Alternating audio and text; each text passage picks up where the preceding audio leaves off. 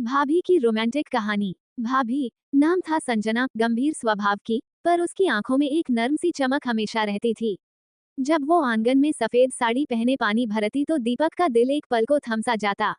वो उसकी भाभी थी, पर भावनाएं रिश्तों की सरहदें नहीं देखती। एक शाम बिजली चली गई। पूरा घर अंधेरे में डूबा था। दीपक छत पर आया और देखा कि संजना भाभी वहां पहले से बैठी थी। चांदनी में उनकी साड़ी चमक रही थी। भाभी, आपको अंधेरे से डर नहीं लगता? वो मुस्कुराई। कभी कभी अंधेरे में छुपी बातें ज्यादा साफ दिखाई देती हैं। दीपक पास बैठ गया। दोनों की चुप्पी में कुछ कह देने की बेचैनी थी। आपको याद है, जब आप छोटे थे तो मेरे पीछे पीछे घूमा करते थे? भाभी ने हल्के से कहा। अब भी भाभी, दिल तो वहीं का वहीं है। दीपक की आवाज में कुछ अनकहा था। संजना भाभी ने उसकी ओर देखा। उसकी नजरों में कोई सवाल नहीं था, बस एक समझदारी थी। कुछ रिश्ते नाम से नहीं, एहसास से बनते हैं। उस रात चांदनी ने दोनों के बीच एक अनकहा रिश्ता बुन दिया, न छूने वाला पर महसूस होने वाला। अगले दिन दीपक शहर लौट गया। भाभी ने दरवाजे पर खड़े होकर बस एक ही बात कही, कभी कभी दूरियां ही रिश्तों को महकाती हैं। और दीपक समझ गया, कुछ मोहब्बतें सिर्फ दिल में बसी रहती हैं, जी नहीं जाती। अगर आप चाहें, मैं इसी कहानी का अगला भाग भी लिख सकती हूँ। क्या दीपक और संजना की कहानी यहीं रुकी या किसी मोड़ ने उसे और करीब ला दिया? भाग दो, लौटे हुए एहसास। शहर की भागदौड़ भरी जिंदगी में दीपक फिर से उलझ गया था, लेकिन उसकी यादों में एक चेहरा हर शाम धुंधले आसमान में साफ उभर आता, भाभी संजना का। 3 महीने बाद एक शुभ अवसर पर उसे फिर गांव जाना पड़ा। इस बार वो कुछ अलग महसूस कर रहा था, उत्साह नहीं, बेचैनी थी। जब वो घर पहुंचा, भाभी हमेशा की तरह आंगन में तुलसी को जल दे रही थीं। सफेद सूती साड़ी में वही सादगी, वही खामोश सुंदरता। लेकिन इस बार उनकी आंखों में कुछ बदल गया था। एक हल्की सी उदासी छुपी थी जो सिर्फ दीपक ही पढ़ सका।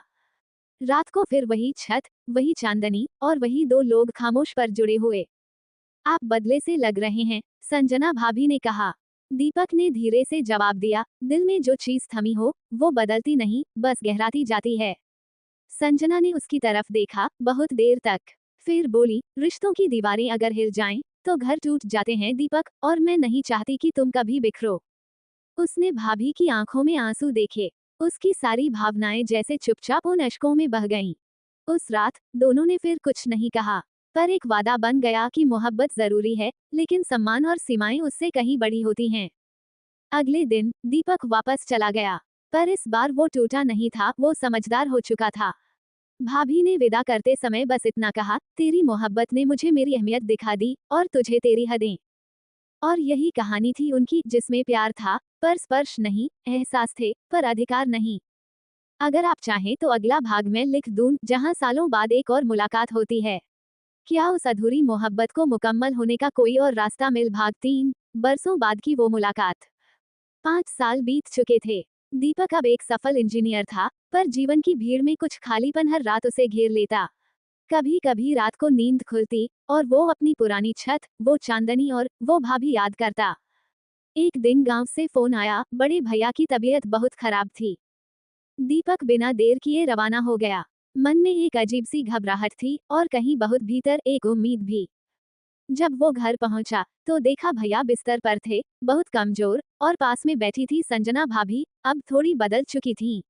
आंखों में उम्र की थकान थी, लेकिन नजरों में वही गहराई, वही नरमी।